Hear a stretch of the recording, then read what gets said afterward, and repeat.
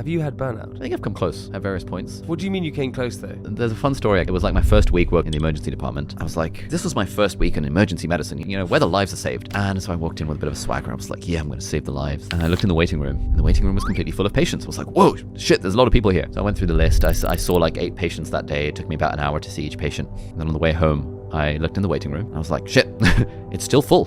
There's still too many patients in the waiting room. What the hell happened? And so the next day I was like, cool, I'm going to save some more lives. I'm going to be more efficient with it. I'm going to like see 2 patients at once. And I saw maybe like 12 patients. So like on average, a patient every 45 minutes or something. It's a lot. That's a lot. On the way home, I looked in the waiting room and it was still freaking full. It was still full of patients. I was like, what the hell?